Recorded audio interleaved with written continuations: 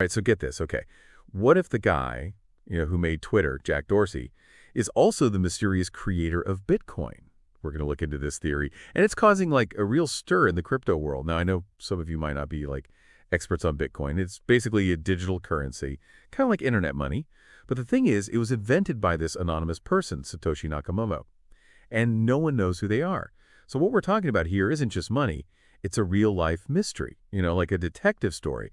And it has big implications for like tech, finance, and even how we think about being anonymous online. Yeah, and what I find so interesting about this theory is that it goes deeper than just like surface level connections.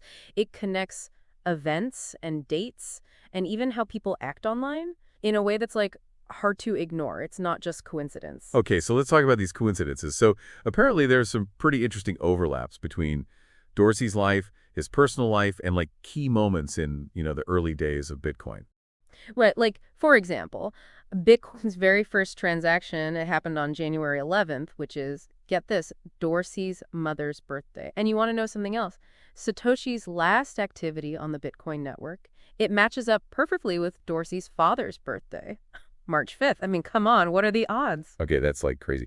But is there like more to this than just birthdays? I mean, it doesn't seem like enough to build a whole theory on just birthdays. Well, it's not just birthday. So remember when Satoshi joined that Bitcoin forum? Uh-huh. Well, it was on November 19th, No way. Jack Dorsey's birthday. Wow. Okay, so we've got 3 birthdays that all like sync up with big Bitcoin events. That's definitely interesting. But like, are you convinced?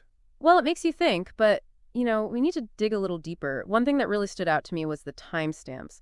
On Bitcoin's original code, they consistently show 4 a.m., which is the exact same time that used to be on Dorsey's old Twitter profile.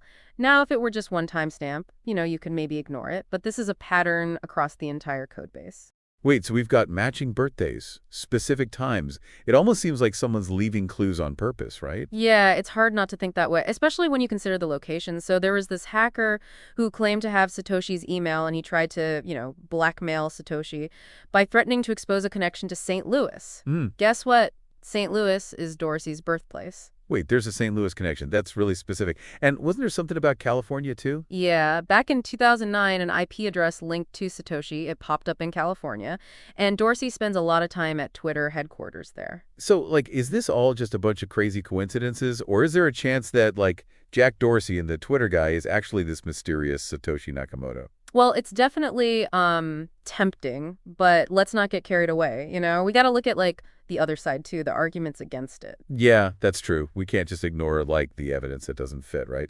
So what are some